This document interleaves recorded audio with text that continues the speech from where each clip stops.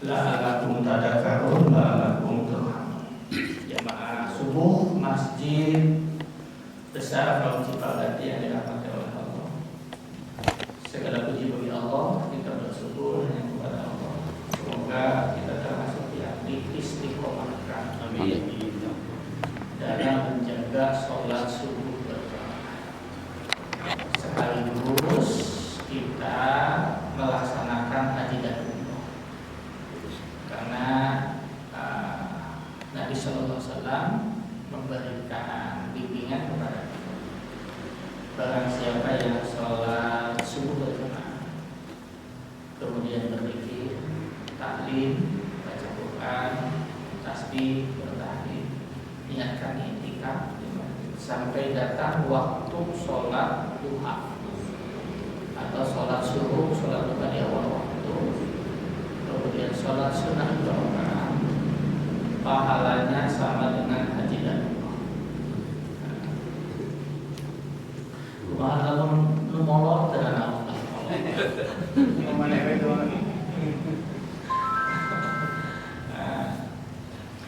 Jamaah sekalian yang dirahmati oleh Allah, kita akan melanjutkan karena ini serinya diteruskan asar subuh ya, supaya gampang angus lah rasanya.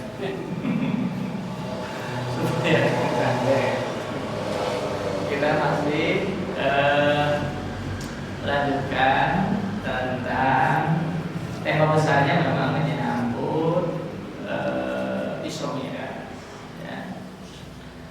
Karena Isra Mi'raj itu salah satu cara Allah mendidik kita menjadi orang takwa ya.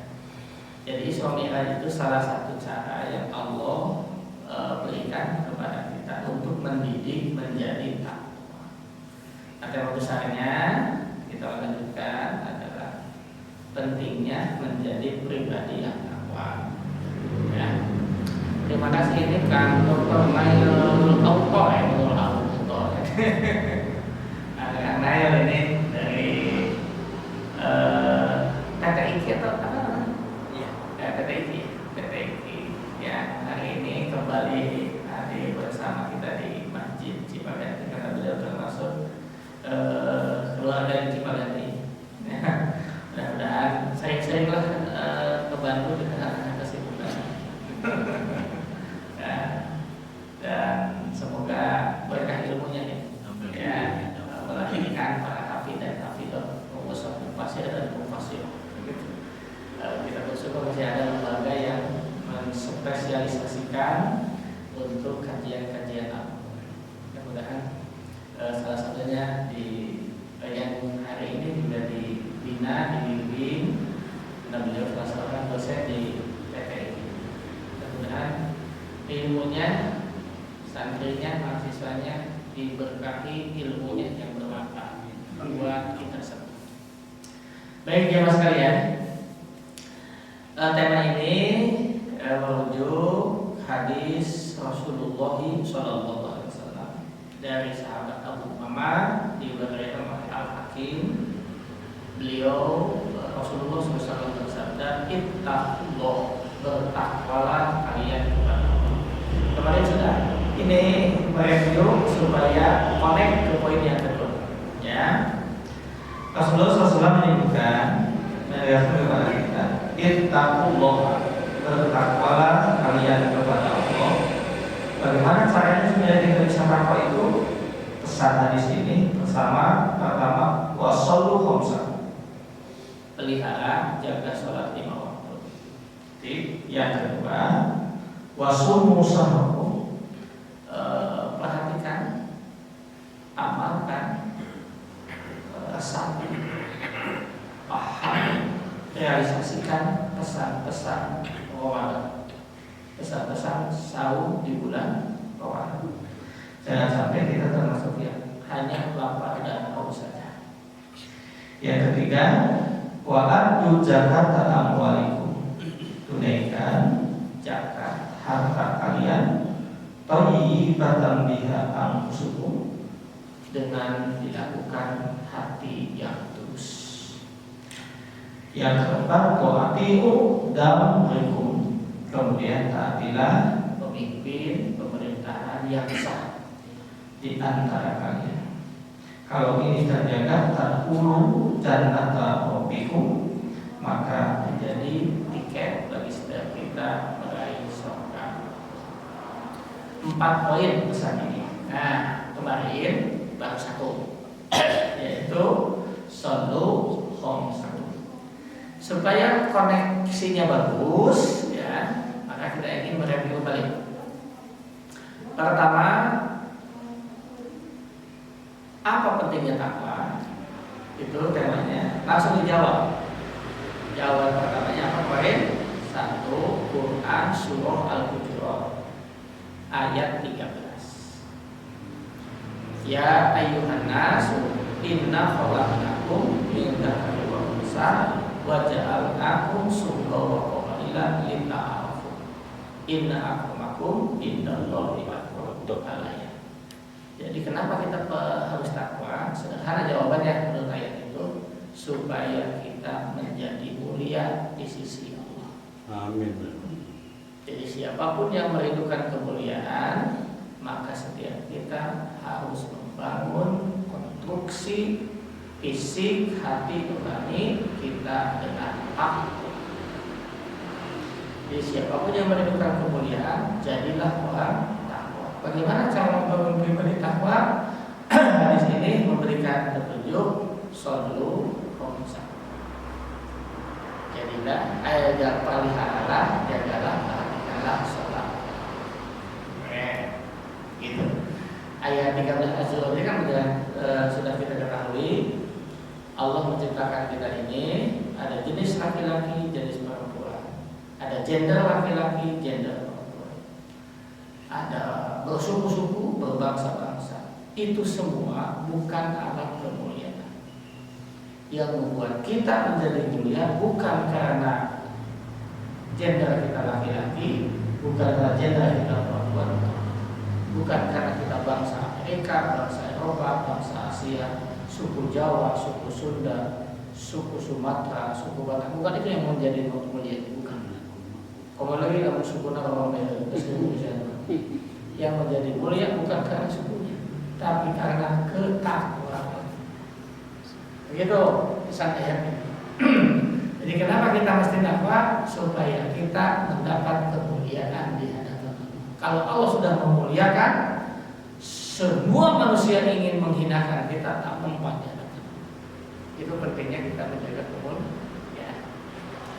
Yang kedua, di Quran surah Ali Imran ayat berapa kemarin? 133. A'udzubillahi minasyaitonir rajim. Bismillahirrahmanirrahim. Wasari'u ila maghfiratin min rabbikum wa jannatin 'arduhas samawati wal ardu iddat lil muttaqin. Jadi poin yang kedua, kenapa kita mesti jadi takwa? Kenapa kita ingin takwa? Kenapa kita harus jadi takwa? Yang kedua, penjelasan Allah mengatakan bahwa takwa adalah salah satu bahwa takwa adalah tiket utama bagi setiap kita untuk mendapatkan surga. Karena takwa itulah, maka surga itulah disiapkan khusus bagi orang yang bertakwa. 2 poin saja setting sosiologisnya, latarnya tema ini dimunculkan. Kenapa? Apa pentingnya kita membangun pribadi yang takwa? Sekali lagi, 1, karena kita ingin mulia di hadapan Allah. Sebab suku bangsa, warna kulit, asal usul kita itu bukan alat kemuliaan. Tapi yang membuat kita mulia adalah ketakwaan.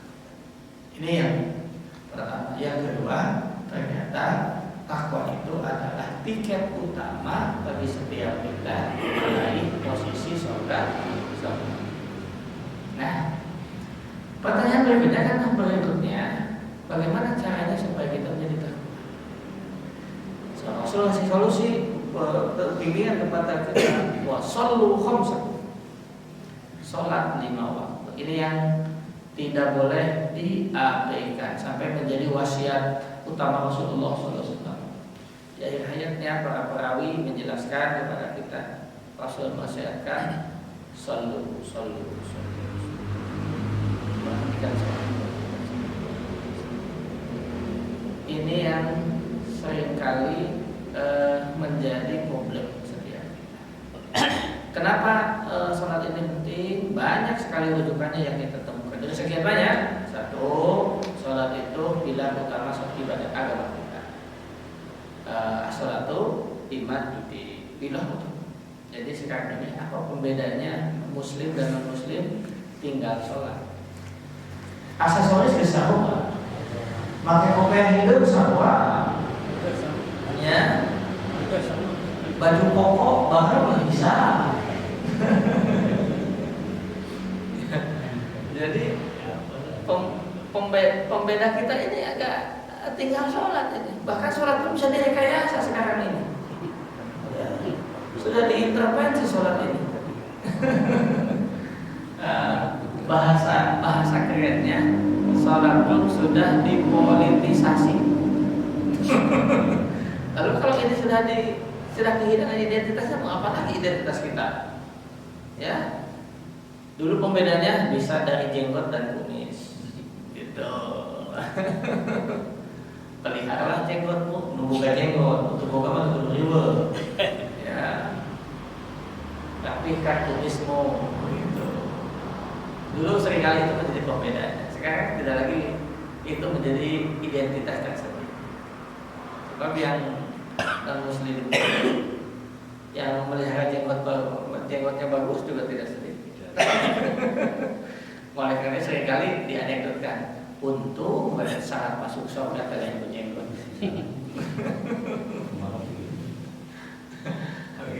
Tapi yang apa namanya, yang punya jenggot rapihkan supaya tegap lah. Seringkali suka dibikin anekdot oleh Kang Saudari ini. Lamun kumis hungkul, eta lele.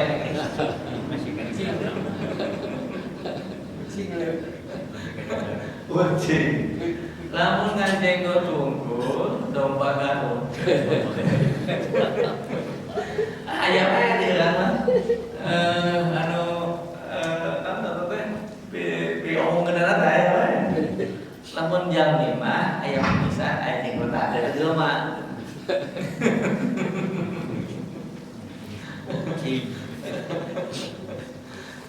Kumaha saya kumisan teh ayam jenggot nah eta mah bogong. Ayam jelema. Kadang-kadang kita teh ayam we eta cenah. Omong kendaraan. Itu apa namanya, keluasan budaya yang bisa kita pahami. Ini juga merupakan anugerah Allah yang memang begitu luar biasa kepada. Oke, lagi. Oleh karena itu, ini jelas jadi sini singkatan supaya connect. Perhatikan sholat 5 waktu. Dan kemarin ditegaskan bahwa ini menunjukkan bahwa jawaban terhadap para aktivis yang dirasakan dulu, mudah-mudahan itu sudah tidak ada lagi ini kan. Nah, ya. Karena ada kelompok aktivis ini yang berprinsip waktu sholat itu 3 waktu. Aktivis sholat kali dulu bisa sih atau sakit lele waktu al-fatih dan al-fatih karena mas'udah. Waktu tergelincir matahari, waktu matahari terbenam, dan waktu fajar, itulah waktu sholat. Ceng Al-Quran. Nah ini Rasul menjelaskan soal khomsah, bahwa sholat yang wajib yang diperlukan itu 5 waktu. Ini jawaban terhadap karena hadis itu berfungsi menjelaskan Al-Quran. Ya, kalau Al-Quran bersifat am, maka al-hadis memberikan tahsis, pengkhusus. Begitu yang kita ketahui tentang fungsi hadis terhadap Al-Quran. Dan ini ayat itu bahwa masih tahu kenapa itu sholat. Wah, tadi sholat Ngilu waktu yang sholat. Apa itu bisa?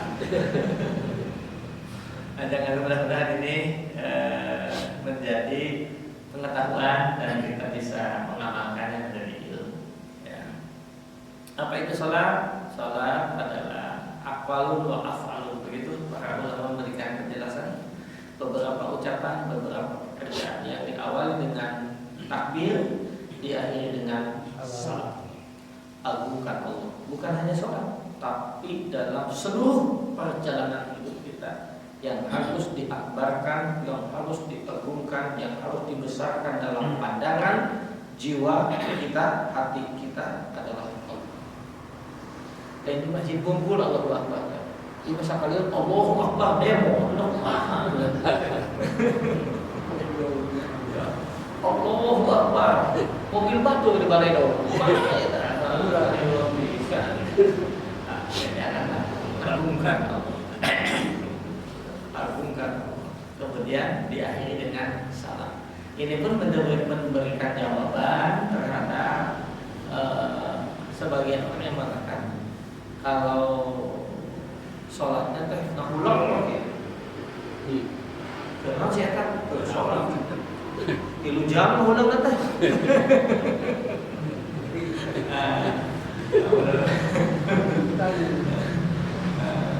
Kalau karena saya tak mungkin ibadahnya seperti itu. Tapi namun sholat mah dibantah dengan definisi tadi, ya. Jadi sholat itu aqwal beberapa ucapan yang sudah dijelaskan oleh Rasul. Ini bacaannya tong malam saja. Bacaan. Wa af'alun dan pekerjaan, ada gerakan. Gerakannya juga hal itu dalam ilmu fikih namanya kaifiyah. Metodologi, maka Rasul menegaskannya dengan hadis yang diriwayatkan oleh para ahli hadis. Sallu kama ra'aytumuni. Ini jelas SOP-nya sudah jelas begitu. Diawali dengan takbir, diakhiri dengan salam. Salam itu artinya kedamaian. Absu salam, silul arham. Jadi assalamualaikum membuat jalan keselamatan bagi setiap. Nah oleh karena itu maka Rasul ngasih tahu orang kita tidak pantas dan tidak layak kalau seorang muslim tidak bertegur sapa lebih dari 3 hari. Ini yang harus dijadikan pegangan perhatian kita. Orang kadang-kadang diwariskan ke heul teh. Hidup turunaneun ke heul teh. Dendam kesuman. Nah ini kalau lihat pesan sholat itu, maka pada hakikatnya kita belum sholat karena belum memberikan rasa aman, rasa selamat bagi orang lain. Ya. Jadi yang sholat seperti inilah yang akan menjadikan kita meraih posisi. Ulah logika ada anekdot, ada pesan moral yang kita dapatkan. Ada orang yang khusyuk sholatnya, khusyuk maksiatnya.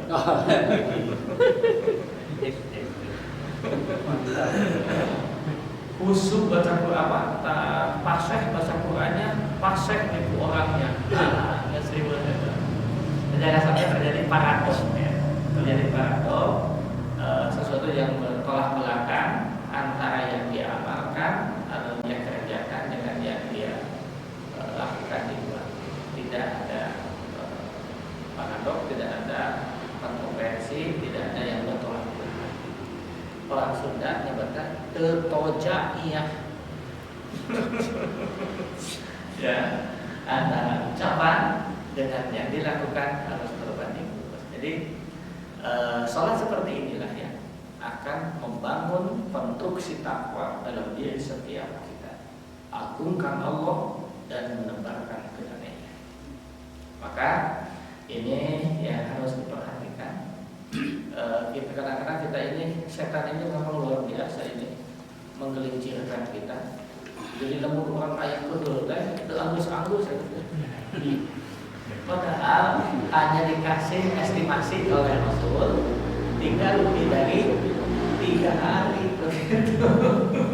Ya, itu untuk mereka melakukan untuk mendinginkan, untuk muhasabah, karena jangan sampai kita ini menjadi orang yang mublis, orang yang rugi, bangkrut total gara-gara kita tidak membereskan persoalan kita di dunia. Begitu. Ya. Maka bukan hanya sekedar sholat ritual, tapi ini penting sholat ritual, tapi juga harus merealisasikan, memetakan, mengaplikasikan dalam realitas sosial. Maka disebut dengan istilah sholat sosial. Yaitu bagaimana kita menebarkan rasa aman, rasa damai dengan setiap orang. Maka dalam hadis Ashabus Sunnah itu kita mengenal pesan Rasulullah SAW 4 poin yang juga menjadi tiket setiap kita masuk surga tanpa testing. Apa itu? Pertama, afsus salam, tebarkan kedamaian. Yang kedua, silul arham, yakni membangun keakraban. Yang ketiga, at'imut ta'am, kenyangkan perut teman-teman. Jadi ulah jangan mikir berat-berat, lamun betul lapar, harus hesek ada mikir berat. Ya, jadi kenyangkan dulu perut teman-teman, karena diajak mikir. Ya, sebab orang lapar itu pasti hesek diajak mikir. Nah, baru setelah itu shollu wan nasu ya. Sholatlah ketika orang lain sedang. Jadi hampir 75% pesan hadis itu menyangkut tentang ibadah sosial. Jadi sholat itu hanya 25% saja ritual kita dengan Allah, tapi pesan moralnya menyangkut tentang sosial. Dia yang seringkali diberikan pemahaman overdosis juga oleh sekelompok orang. Itu penting malah sholat malam kedua. Salah oke kan Pak? Jangan sampai kita ini juga terperangkap paham seperti ini. Yang penting babak dengan sholat urusan pulang. Saya sholat aja. Dan sebagainya. Ini juga tidak sejalan dengan pesan Rasulullah SAW dan petunjuk Allah Subhanahu wa taala. Allah menegaskan kepada kita dalam doa spesial itu yang disebutkan dengan doa satu maunya sering puasanya panjang. Cuma dia tidak peduli dengan lingkungan. Ya. Reklamasi mau rusak, mau fasilitas agama tidak memadai, mau lingkungan sosialnya umum, jalannya becek, kayak dia mampu memperbaikinya, juga itu urusan pemaketan. Tak peduli. Itu namanya muslim juhala. Bahasa kerennya beregu.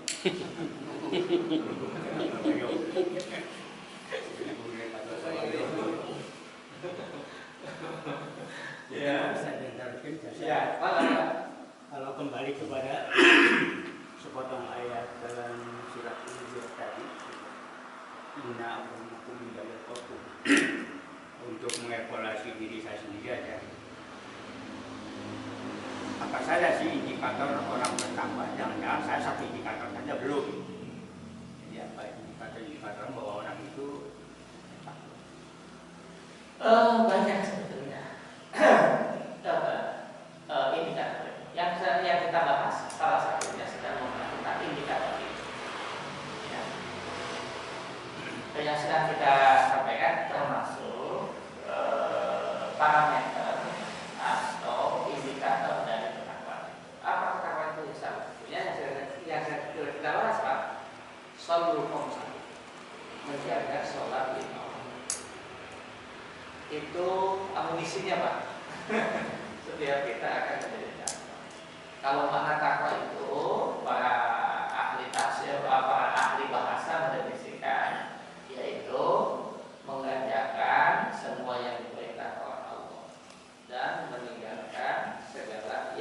berusaha. Itu teknisnya seperti itu. Makna lainnya di ayat 4 Allah menjelaskan apa itu dari segi mana. Wa huwa ma'akum aina ma kuntum. Allah beserta kamu di mana pun kamu berada. Jadi orang takwa adalah orang yang merasa hidupnya diawasi, dimonitor, diperhatikan. Jadi bahasa kerennya adalah orang takwa adalah orang yang merasa dirinya orang takwa adalah orang yang la'alakum tuflihun, la'alakum tadakkarun, la'alakum turhamun. Jamaah subuh Masjid Besar Kaum Cipagati yang dirahmati oleh Allah. Segala puji bagi Allah, kita bersyukur hanya kepada Allah. Semoga kita termasuk yang diistiqomahkan dalam menjaga sholat subuh berjamaah. Sekaligus kita melaksanakan haji dan umroh, karena Nabi Sallallahu Alaihi Wasallam memberikan bimbingan kepada kita. Barang siapa yang sholat subuh berjamaah, kemudian berzikir, taklim, baca Quran, tasbih, bertahlil, niatkan i'tikaf sampai datang waktu sholat duha atau sholat subuh, sholat duha di awal waktu, kemudian sholat sunnah 2 rakaat, pahalanya sama dengan haji dan umroh. Pahala molor dengan Allah.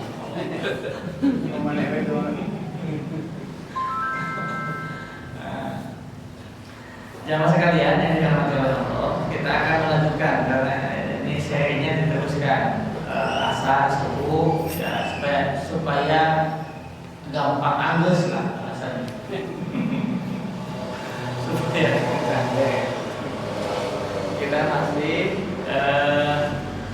lanjutkan tentang tema besarnya memang menyambut Isra Mi'raj ya. Karena Isra Mi'raj itu salah satu cara Allah mendidik kita menjadi orang takwa ya. Jadi Isra Mi'raj itu salah satu cara yang Allah berikan kepada kita untuk mendidik menjadi takwa. Nah, tema besarnya kita lanjutkan adalah pentingnya menjadi pribadi yang takwa. Ya. Terima kasih ini Kang Dr. Nail Auto ya, Auto. Kang Nail ini dari TTIK atau apa namanya? Iya, TTIK. Ya, hari ini kembali hadir bersama kita di Masjid Cipagati karena beliau termasuk keluarga di Cipagati. Mudah-mudahan sering-seringlah ke Bandung dengan kesibukan.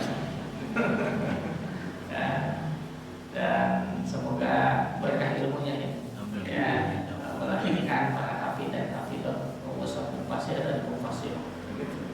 Kita bersyukur masih ada lembaga yang menspesialisasikan untuk kajian-kajian Al-Quran. Mudah-mudahan salah satunya di yang hari ini juga dibina, dibimbing, dan beliau salah seorang dosen di TTI.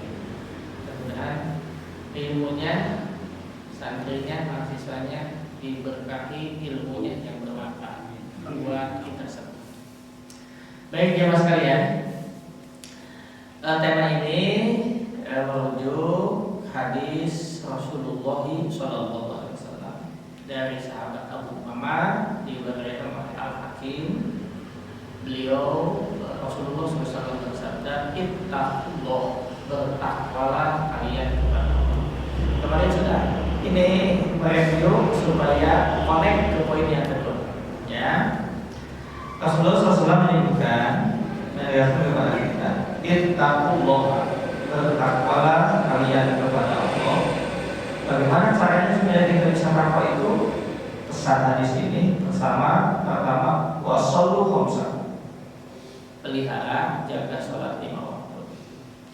Yang kedua wasumu sahrakum, perhatikan, amalkan sapi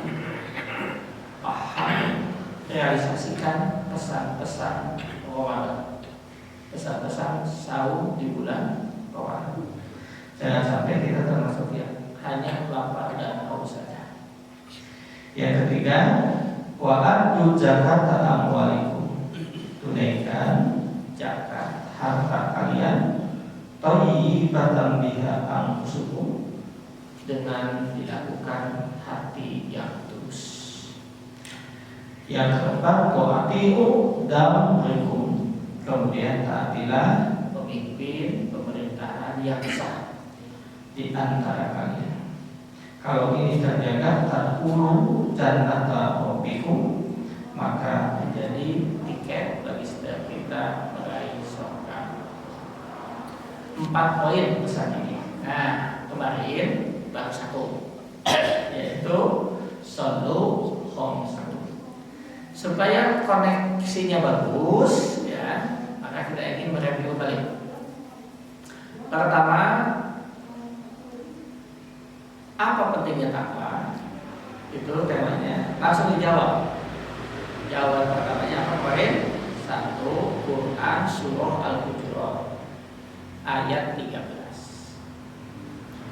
Ya ayyuhan nasu inna khalaqnakum min dzakarin wa unsa wa ja'alnakum syu'uban wa qabaila lita'arafu. Inna akramakum indallahi atqakum. Jadi kenapa kita harus takwa? Sederhana jawabannya menurut ayat itu, supaya kita menjadi mulia di sisi Allah. Amin. Jadi siapapun yang merindukan kemuliaan, maka setiap kita harus membangun konstruksi fisik hati nurani kita dengan takwa. Jadi siapapun yang merindukan kemuliaan, jadilah orang. Bagaimana cara membangun pribadi takwa? Di sini memberikan petunjuk solu khamsah.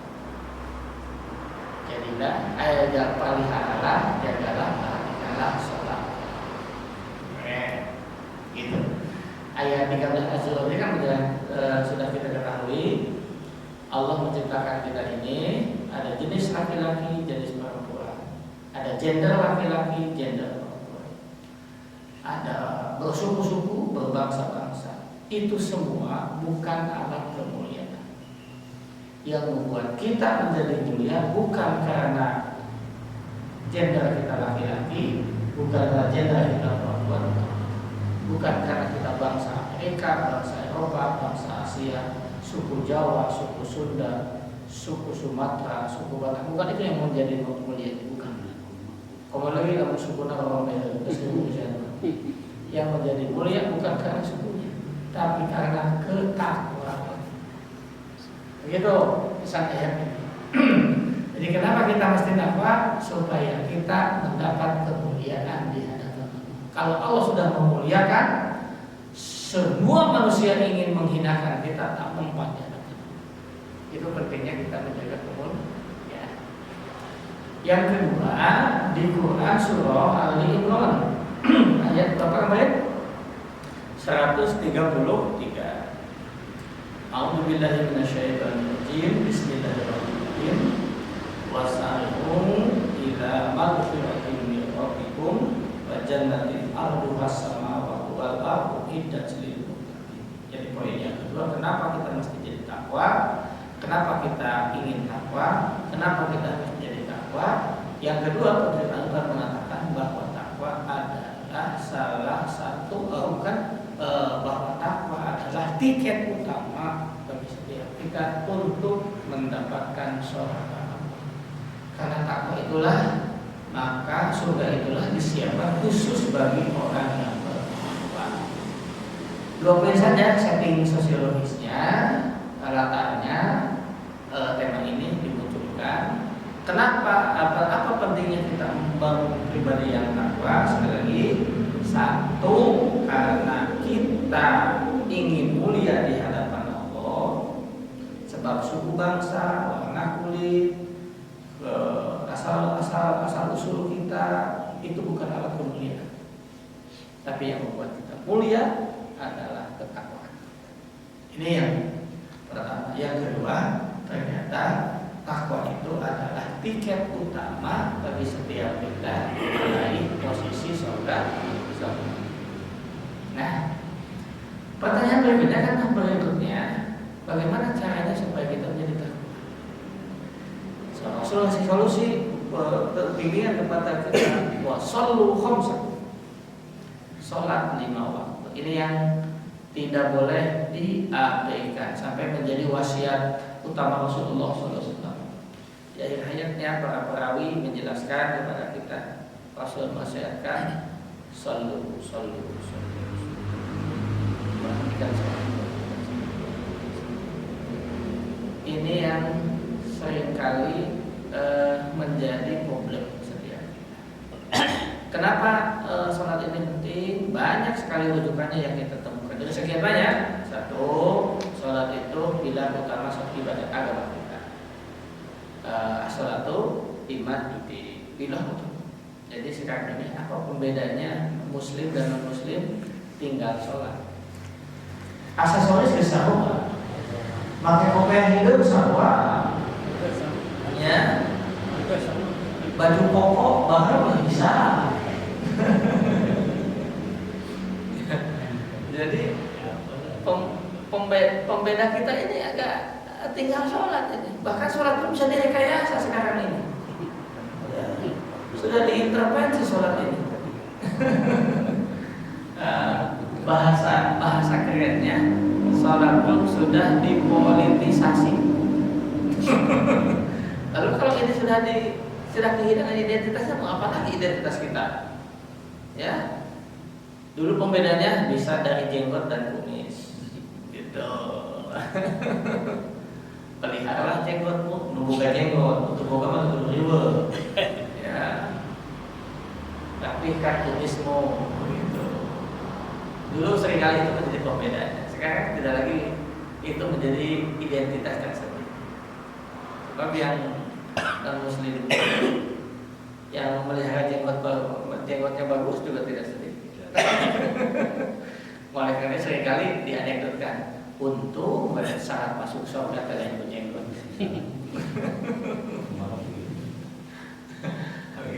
Tapi yang apa namanya, yang punya jenggot rapihkan supaya tegap lah. Seringkali suka dibikin anekdot oleh saudari ini. Lamun kumis hungkul, eta lele. Masih kecil. Kucing. Lamun ngajenggot hungkul, domba garut. Ayam aja di dalam. Omong kenal saya, lamun jam 5 ayam bisa ayam jenggot ada di rumah.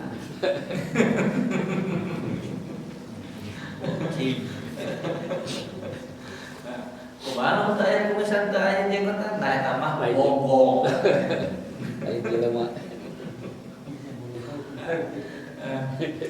Kadang-kadang kita teh ayam we eta teh omong kenal. Itu keluasan budaya yang bisa kita pahami. Ini juga merupakan anugerah Allah yang memang begitu luar biasa kepada. Oke, lagi. Oleh karena itu, ini sudah bahas di sini singkatan supaya connect. Perhatikan sholat 5 waktu. Dan kemarin ditegaskan bahwa ini menunjukkan bahwa jawaban terhadap para aktivis yang dirasakan dulu, mudah-mudahan itu sudah tidak ada lagi ini kan. Nah, ya. Karena ada kelompok aktivis ini yang berprinsip waktu sholat itu 3 waktu. Aktivis sholat kali dulu bisa sih atau sakit lele waktu akan fatin dan akan fatrika namas sudah. Waktu tergelincir matahari, waktu matahari terbenam, dan waktu fajar, itulah waktu sholat. Ceng Al-Quran. Nah ini Rasul menjelaskan soal bahwa sholat yang wajib yang diperlukan itu 5 waktu. berfungsi menjelaskan Al-Quran. Ya, kalau Al-Quran bersifat am, maka al-hadis memberikan tahsis, khusus. Begitu yang kita ketahui tentang fungsi hadis terhadap Al-Quran. Dan ini ayah Inco barudak ngasih tahu kena kurang itu salat. Wah, enggak tadi sholat 4 kilo waktu nih sholat. Apa itu bisa? Jangan mudah-mudahan ini menjadi pengetahuan dan kita bisa mengamalkannya menjadi ilmu. Ya. Apa itu sholat? Sholat adalah aqwalun wa af'alun. Begitu para ulama memberikan penjelasan. Beberapa ucapan, beberapa pekerjaan yang diawali dengan takbir, diakhiri dengan salat. Agungkan Allah. Bukan hanya sholat, tapi dalam seluruh perjalanan hidup kita yang harus diakbarkan, yang harus diagungkan, yang harus dibesarkan dalam pandangan jiwa kita, hati kita adalah Allah. Dan di masjid kumpul Allahu Akbar. Di masa kalian Allahu Akbar demo, Allahu Akbar. Mobil batu di balai dong. Bisa. Agungkan agungkan. Kemudian diakhiri dengan salam. Ini pun memberikan jawaban terhadap sebagian orang yang mengatakan kalau sholatnya teh ngulang lagi. Karena saya kan sholat 3 jam ngulang teh.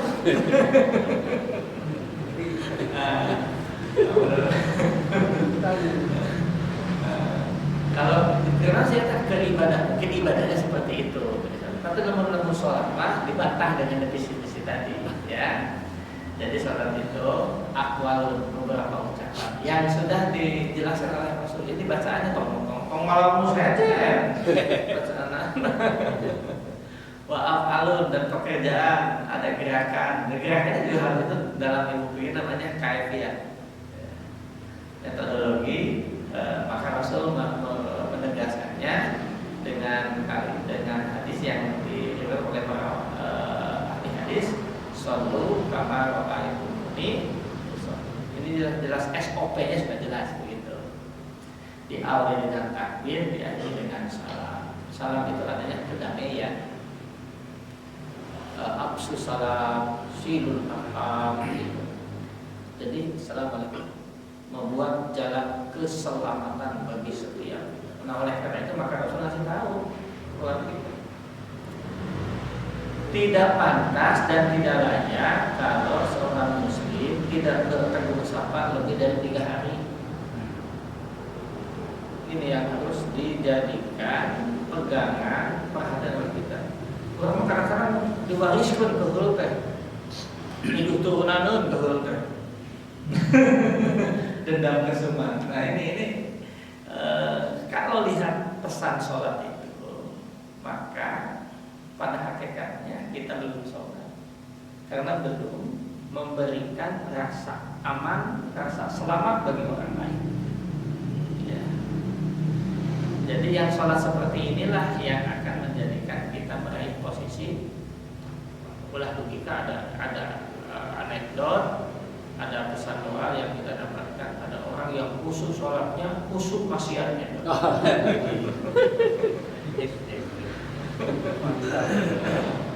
Khusyuk baca Quran apa? Paseh baca Qurannya, paseh itu orangnya. Nggak seribu. Jangan sampai terjadi paradoks, ya. Terjadi paradoks, sesuatu yang bertolak belakang antara yang dia amalkan atau dia kerjakan dengan yang dia lakukan di luar. Tidak ada paradoks, tidak ada kontroversi, tidak ada yang bertolak belakang. Orang Sunda menyebutkan tetojaiyah. Ya, antara ucapan dengan yang dilakukan harus berbanding lurus. Jadi sholat seperti inilah yang akan membangun konstruksi takwa dalam diri setiap kita. Agungkan Allah dan menebarkan kedamaian. Maka ini yang harus diperhatikan. Kita kadang-kadang kita ini setan ini memang luar biasa ini menggelincirkan kita. Jadi lembut orang kayak kedul itu anggus-anggus ya. Padahal hanya dikasih estimasi oleh Rasul tinggal lebih dari 3 hari begitu.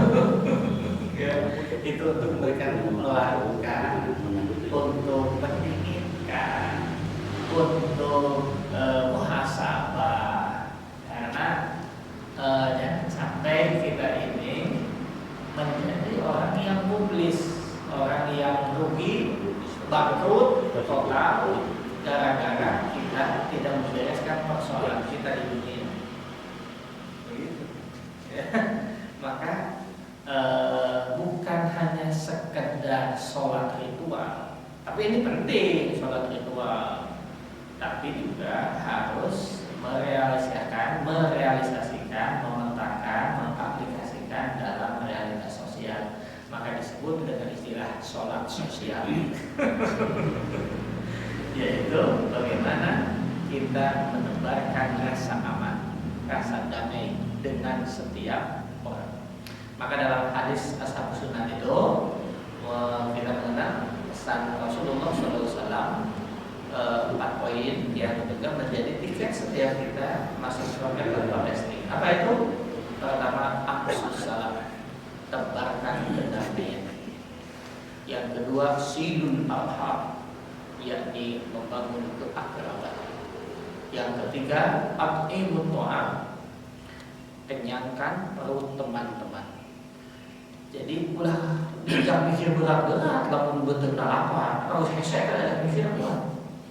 Ya, jadi kenyangkan dulu perut teman-teman, karena diajak mikir. Ya, sebab orang lapar itu pasti hesek diajak mikir. Nah, baru setelah itu shollu wa nasuniya, sholatlah ketika orang lain sedang. Jadi hampir 75% pesan hadis itu menyangkut tentang ibadah sosial. Jadi sholat itu hanya 25% saja ritual kita dengan Allah, tapi pesan moralnya menyangkut tentang sosial. Dia yang seringkali diberikan pemahaman overdosis juga oleh sekelompok orang. Itu penting banget sholat malam kedua. Salah oke nanti Pak. Jangan sampai kita ini juga terperangkap paham seperti ini. Yang penting bawa dengan sholat urusan pulang. Bisa kesalahan saja masalah tanda. Dan sebagainya. Ini juga tidak sejalan dengan pesan Rasulullah SAW dan petunjuk Allah Subhanahu wa taala. Rasul Allah menegaskan kepada kita dalam doa spesial itu dengan doa orang takwa adalah orang yang mampu menghadirkan Allah dalam perjalanan hidup. Itu maknanya begitu. Nah, indikatornya sahabat ini, ya, maka sholat pun adalah cara membangun koneksitas kita dengan Allah. Maka ketika kita sholat, kita sedang berdialog dengan Allah. Maka diharapkan setelah kita sholat ini, energinya itu terserap oleh tubuh kita. Kemahabaikan Allah, kemahamuahan Allah, kemahamuahan Allah itu nempel di urat, Pak. Wah, jadi semacam begini logikanya, meskipun ini tafsirnya jauh tanah karang ya, tapi minimal ini aja. Nah, ini kias awlawi atau kias nahawan lah pokoknya. Mendekati. Kalau kita dingin, kita bikin api unggun, kemudian kita mendekatkan tubuh kita ke api unggun, maka energi api, sifat api yang panas itu akan nempel ke tubuh kita. Kalau kita udah bikin api unggun, kemudian sifat api yang panas tidak nempel ke tubuh kita, berarti ada masalah dengan tubuh kita. Kalau kita udah sholat, tapi sifat-sifat Allah itu belum masuk di diri aja, ada masalah dengan sholat. Begitu. Makan itu akan membuat kita menjadi kenyang. Kan gitu. Gus cakap di dahar lah marawai. Masalah dengan perutnya itu. Nah seperti itu gambarnya Pak. Ya, jadi sholat pun dirancang oleh Allah sedemikian supaya kita mampu menghadirkan Allah dalam diri kita. Minimal tuh, namun di setiap saat tidak bisa menghadirkan Allah, cing atau ke sholat mah begitu. Meskipun dalam teknis fikih begini, kalau kita sholat ketika pohon jumlah rakaat. Teknis fikih ini yang paling bawah. Maka tambah satu rakaat sujud sahwi sah itu.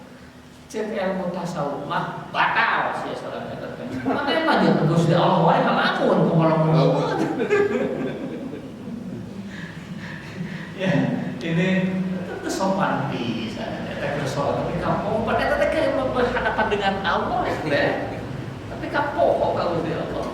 Sopan pisan. Paling tidak begitulah gambarannya Pak ya. Dari gambaran. Nah, yang sedang kita bahas ini termasuk adalah indikator parameter apakah kita orang takwa atau tidak. Satu, menjaga sholat mau. Mudah-mudahan ini lewat pintu ini ya. Orang tua kita sudah kasih tahu dalam bahasa yang sering kita sampaikan. Nitip 05 waktu kalau dalam gitu, karena mah teuing nitip ATM nitip dana hawa.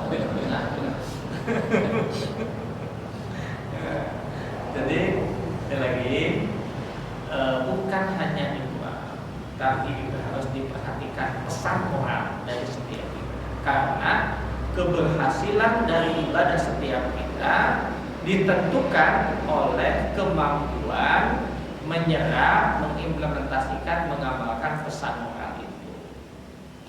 Ya.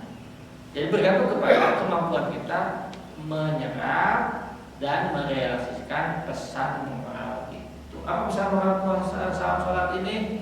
Satu, kalau lihat dari definisi diawali dengan takbir, agungkan Allah. Sehingga kalau belajar dari ilmu kemarin hadis riwayat siapa itu ya lupa lagi dalam membahas tentang pentingnya tawadhu. Jadi gini, Hasan Al-Basri kalau tidak salah yang menulis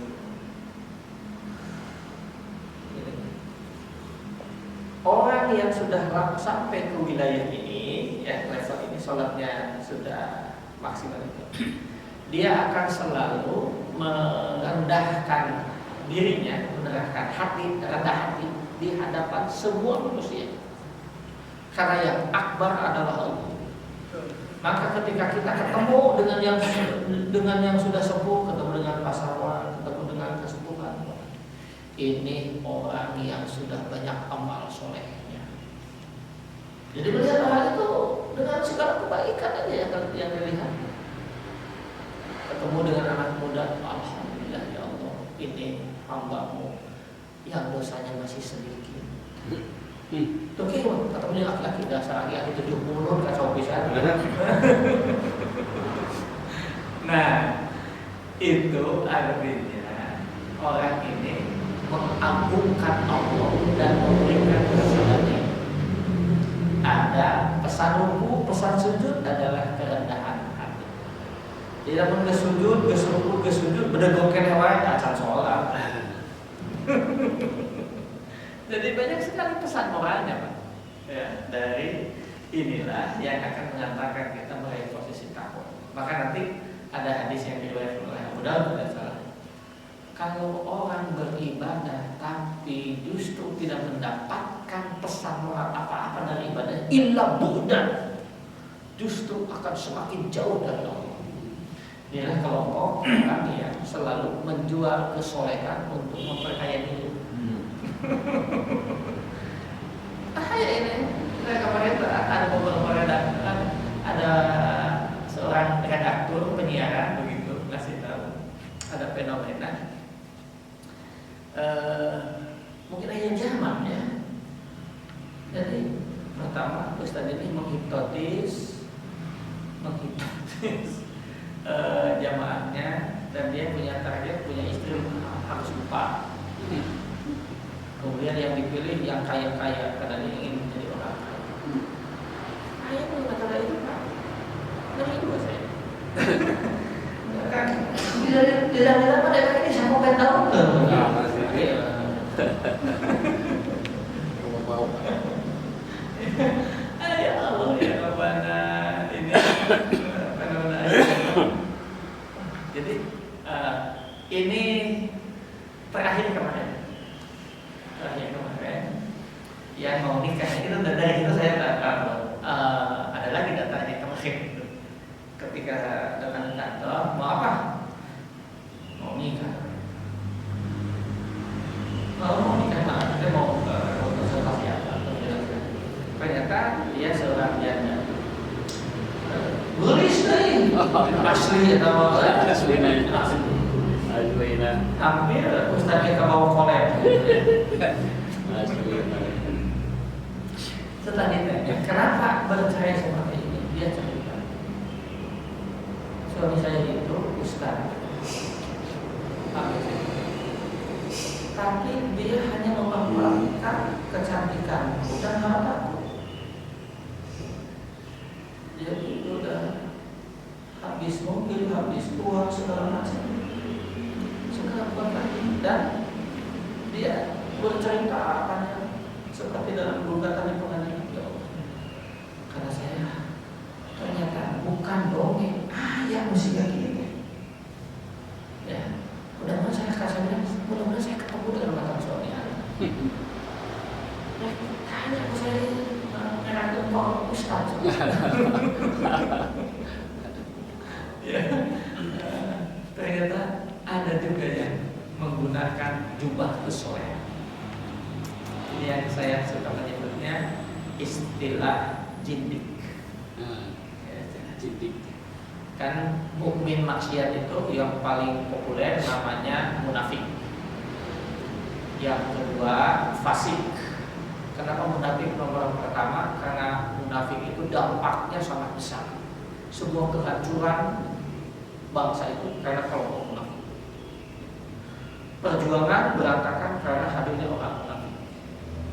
Ya, maka orang munafik ini ditempatkan posisi yang paling istimewa di neraka, penghadap.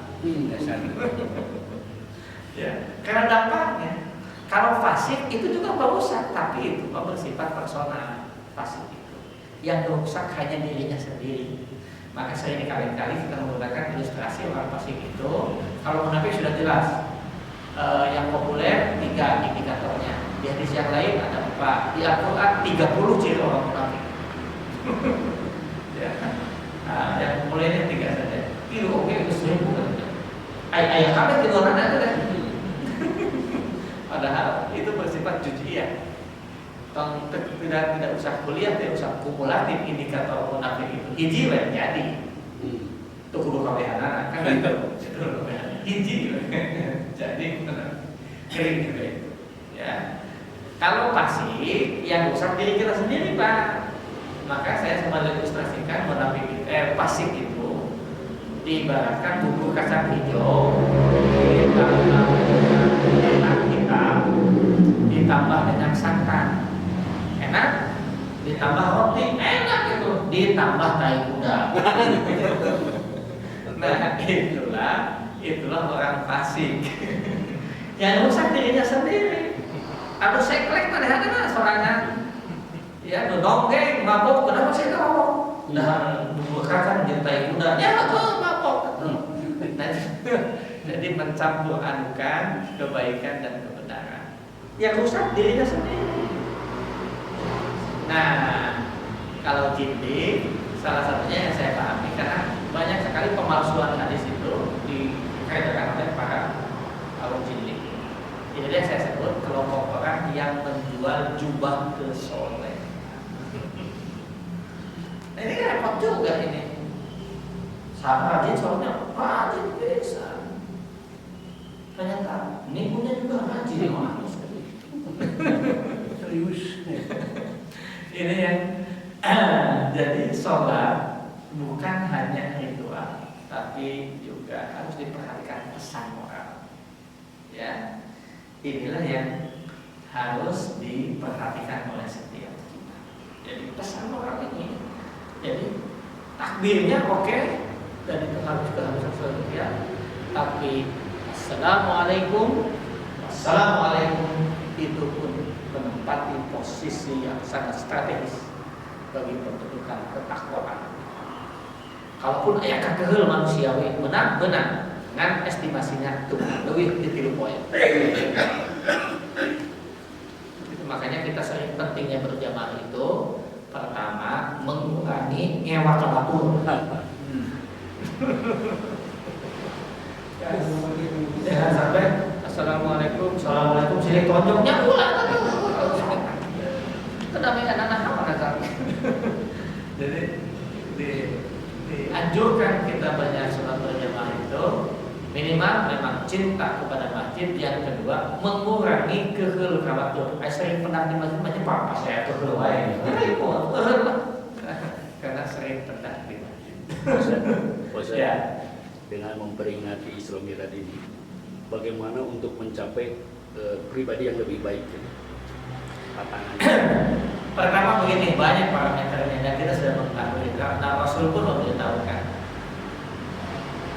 yang hari ini sama dengan kemarin rugi dari si waktu, energi. Kuncinya itu. Lebih baik. Yang kedua, kalau hari ini lebih jelek dari kemarin, itu celaka. Sama saja rugi. Yang terbaik adalah hari ini lebih baik dari kemarin. Mutu, berarti mutu. Mutunya. Tapi harus saya coret supaya jadi vlog. Hanya mungkin teknisnya. Kualitas mutu. Bagaimana kita ini bisa meningkatkan itu? Maka untuk bisa meningkatkan produktivitas kita dalam segala hal, baik yang bersifat ritual maupun yang bersifat sosial, maka yang harus kita hadirkan yang pertama adalah tekad yang kuat. Jadi tekad ini nggak kelihatan, niat ini. Tekad atau semangat, Ustaz? Ya, salah satu isinya tekad itu dibagi dengan pulang tekad unggul untuk semangatnya lulus. Ya. Drive, motivasi. Jadi yang pertama harus bahasa artinya gini, Paida ajanta lata wakal. Membulat kan? Ya, Paida ajanta lata wakal. Pertama ya. Karena ini nggak kelihatan tapi sangat menentukan. Ya, jadi niat is power. Niat adalah energi yang sangat dahsyat. Nggak kelihatan. Kaitan serang niat sebenarnya. Di sana dalam bahasa agamanya itu niat. Ya, dalam agamanya itu niat. Jadi sederhana jawabannya memang pertama punya tekad yang kuat. Saya mau puasa. Meskipun capek, meskipun panas, meskipun haus, saya harus tamat. Pasti tamat. Saya juga sama mau puasa. Kalau kuat diteruskan, kalau tidak mau. Karena pasti batal kan. Lebih ya. Syarat memupuknya memupuk itu supaya stabil. Drive-nya supaya stabil. Yang kedua, hadir di lingkungan yang baik. Hadir di lingkungan komunitas yang baik. Oh, lingkungan ini. Jadi yang pengaruh Ibnu Khaldun itu. Kalau kita mau baca mukadimah itu, pengantar mukadimah itu, bahwa manusia itu hampir 100% produk sosial. Punya pengaruh besar itu. Ya, Korea. Kalau Pak Haji Kus tiap subuhnya nongkrongnya di pasar, beda dari atmosfernya yang dibicarakan tentu bati.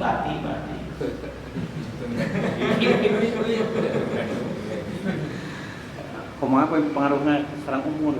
Apa? Umur, pengaruh dari usia. Karena saya benten yang kapungkur gitu.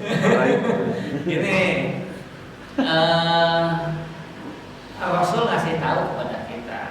Bahkan lihat di Yasin ayat 68. Wa man nu'ammirhu nunakkisu fil khalqi afala yaqil. Jadi emang umur itu nggak bisa dibohongi. Umur panjang kita akan mengembalikan kita kepada asal mula kita. Asal mula kita tak lemah dan semakin tua, semakin aki-aki, makin lulus. Lulus segala-galanya. Lulus duit. Tapi amalan amalan pernah dibaca Amalan dari lulus begitu. Gini. Jadi ada kodok, ada kadar. Kita punya kodok-kodok. Itu dua hal yang berbeda, Pak. Kodok itu bersifat general atau grand teorinya dari Allah itu kodok. Kadar itu kita yang menentukan. Mobil ini diciptakan oleh pabriknya. Kalau menggunakannya cara seperti ini, umurnya 5 tahun. Kalau ugal-ugalan, 1 tahun selesai. Ya.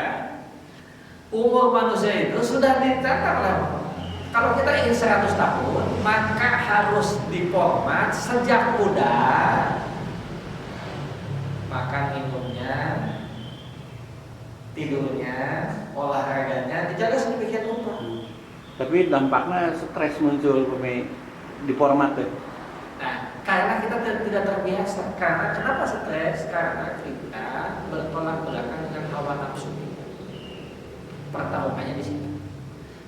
Karena gini, sampai-sampai Rasul masih tahu dalam doanya, Allahumma inni a'udzubika minal hammi wal hajani. Jadi itu cikal bakal penyakit gila itu. Ya. Nah, jadi itu kalau banyak stres segala macam itu memperpendek umur kita. Nah, maka Rasul ngasih tahu silul adha, banyak bersilaturahmi. Jadi itu mengekspresikan. Ya bergantung. Karena jalannya mayoritas ingin rileks. Ya. Maka kalau kita melihat kita hari ini begitu kagum dengan Korea, dengan Jepang, yang mobile sangat luar biasa dari sisi mobilisasi sosial. Tapi tingkat bunuh diri ada pada mereka. Kamu pemain isi loket pas mainan kosong. Ya. Kalau di kita mah gua, kenapa ya? Gua, saya bisa saya bisa.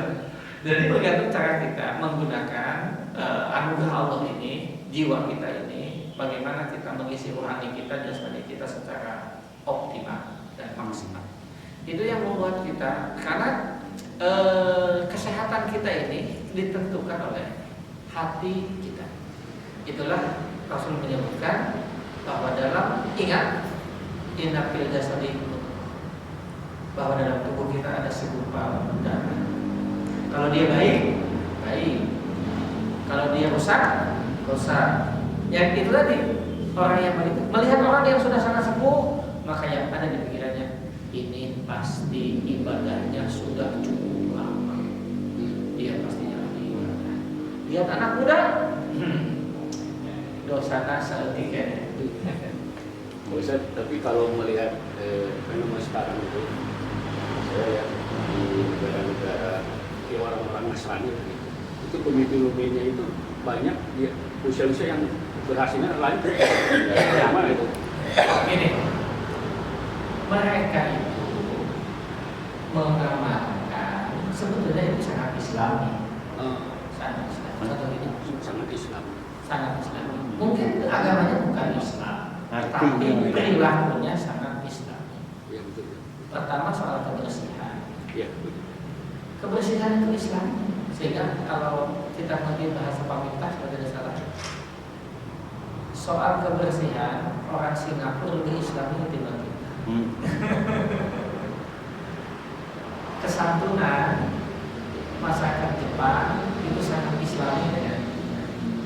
Dia tidak mau mengambil barang orang lain sejauh apapun dia antarkan dan dikembalikan kepada pemiliknya.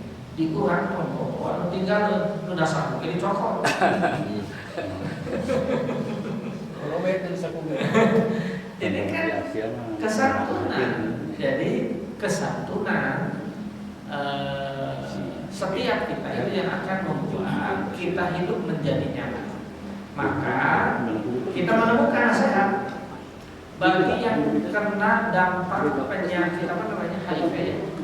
Kan itu nggak ada obatnya Pak. HIV itu nggak ada obatnya. Tapi apa obat yang paling efektif baginya adalah berikan dia kasih sayang, berikan dia perhatian, jangan kucilkan, jangan dia dimarginalkan. Itulah yang akan membuat hidupnya menjadi mampu bertahan. Cinta kasih, bahasa nabinya malayaham layuham. Kalau dia tidak memberikan kasih sayang, maka penduduk langit pun tidak memberikan cinta kasih. Nah, yang kedua yang membuat kita punya energi, motivasi yang kuat, yang kedua hadirkan cinta kasih. Saling menyayangi. Nah, sebenarnya kamu cinta deh, balak gue di masjid itu, terus apa segala macam besok.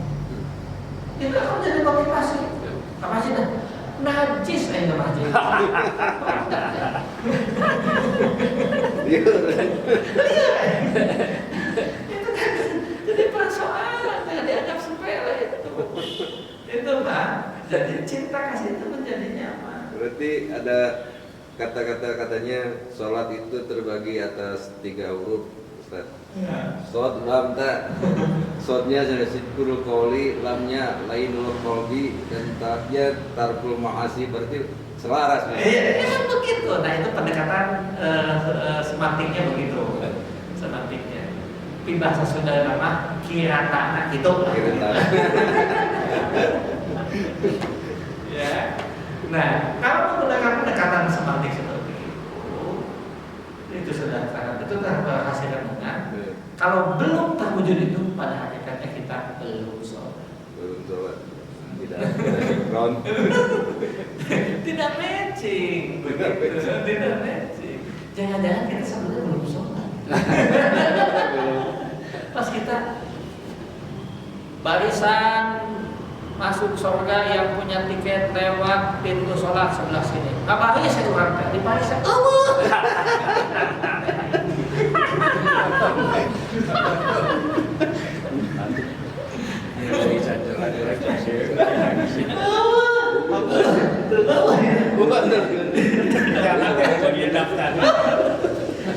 Ada pengalaman begini Pak. Ada pengalaman begini. Utamina imamnya. Semuanya aja. Ada pengalaman begini. Bang Sadodo. Salah seorang jemaah kami, jemaah umroh, itu gini. Di Nahatena di Madinah ini. Ketika mau pulang. Di Nahatena teh. Ustaz, aku membetah kene di Madinah. Dan bisa malah sampai di Bombay deui gitu. Yang kepek kan deui cinta dan orang itu balik, itu mah suka balik cinta. Tapi paraosan asa bener teh cek batur teh sorangan. Tuhan asa bener cek bukan kita salah pisan. Karena harus ada standar gitu. Ya, Standarisasi nanya. Kena kayak protap atau minum. Itulah kaifiah dalam ilmu fikih namanya kaifiah. Ya. Nah namanya Kaifiah. Ini pengalaman ini. kaifiah. Kemudian dikasih tahu sama handling, kan besok pulang jam kerja ke bandara. Oke, berangkatlah kami diantar sampai bandara. Begitu bandara, jamaah saya list di bandara. Oke. Daftarnya Jepang nggak ada. Boarding kan nggak ada. Aduh, ayo tinggalin jamaah ini. Maka ibu-ibu doa, doa ibu dikabul. Ibu nggak bisa pulang hari ini, seatnya nggak ada. Ibu kembali lagi ke hotel, tapi sendirian, nggak apa-apa. Balik ya. Saya akan nitip ke jamaah mana ke lah. Tapi saya akan tetap monitor. Tapi dengan omongan ibu nggak apa-apa. Kenal, aku ketakian di Madinah. Balik deh. Nggak tahu kan? Karena bisa gitu, padahal semuanya sama aja pemulangan tuh. Besoknya nggak ada penerbangan ke Indonesia, khususnya Jakarta. Yang ada besoknya itu penerbangan ke ujung Padang.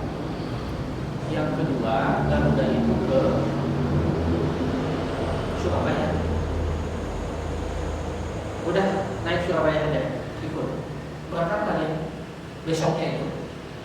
Dari Jeddah berangkat, jadi di Madinah kami pakai Saudi langsung ke Jakarta. Ada nama di Madinah teh di Boyong deui ka Jeddah pakai Garuda. Ada penerbangan jam 1 malam tapi Surabaya Ustaz naik. Terus di Surabaya teh saya ke Surabaya, di Surabaya teh ke Jakarta. Ayahku gitu kan, saya tahu kedua.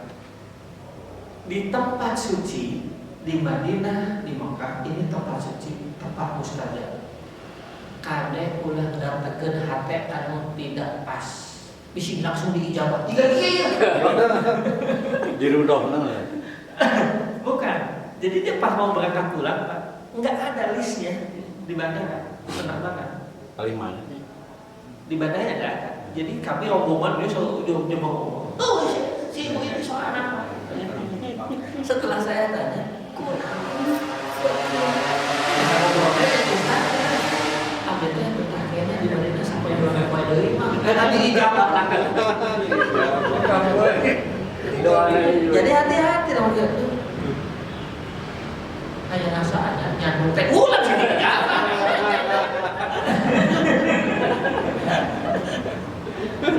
Pengalaman. Ulah sa omong-omong tapi sing dijawab emang. Kabul. Nah, ini masih poin pertama. Jadi ternyata pesan Isra Mi'raj ini dan yang sering kali jadi titik tolaknya adalah sholat kita. Mudah-mudahan ini Isra Mi'raj ini kita pun mengevaluasi ibadah pokok kita.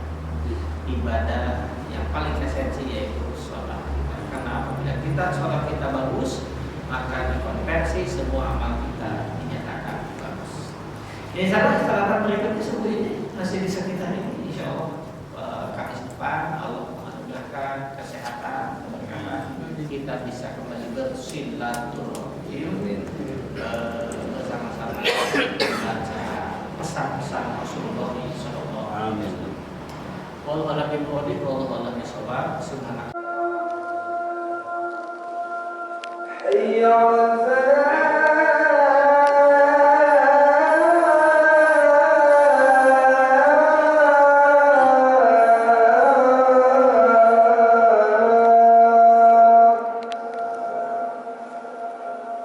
الصلاة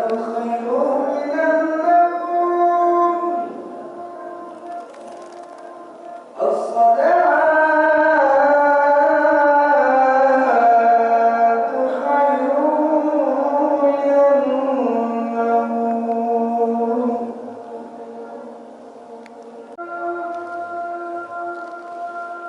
حي على الفلاح